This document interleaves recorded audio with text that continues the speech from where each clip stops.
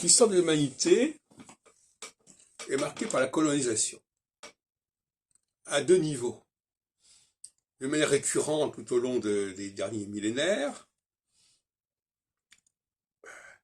mais aussi au niveau de l'histoire de la Terre, du système solaire, parce que notre Terre a été colonisée. Notre système solaire a été colonisé, a été reformaté, notre humanité a été reformatée. C'est le débat entre ancienne alliance et nouvelle alliance, si vous voulez, quelque part. Reformaté, c'est-à-dire que on a créé une super-humanité, surhumanité, qui dépendait des cycles planétaires et qui était portée par ces cycles, mais qui est également sujette à ces cycles, et c'est ce dont doit traiter l'astrologie, en fait. La phase équinoxiale, dans mon astrologie, c'est celle où cette superhumanité doit régner. Et au bout de 7 ans, elle doit se retirer pendant 7 ans. Et elle revient au bout de 7 ans. Voilà les règles du jeu.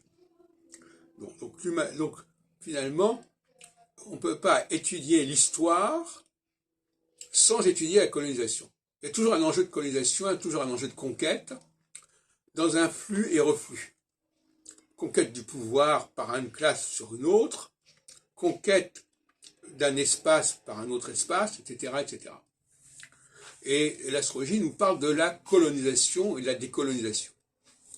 C'est d'ailleurs une notion que j'avais développée déjà en 1976 dans le livre pour l'astrologie, des empires qui se forment, des pouvoirs qui se constituent et des pouvoirs qui se défont. Donc,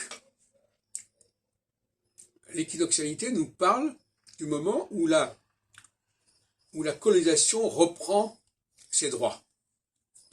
Et au bout de 7 ans, cette colonisation, elle doit laisser lâcher du lest, elle doit laisser au peuple de base un certain pouvoir. Et on retrouve ça chez Rousseau, si vous voulez, quelque part, qui n'a rien compris à ce que je suis en train de dire.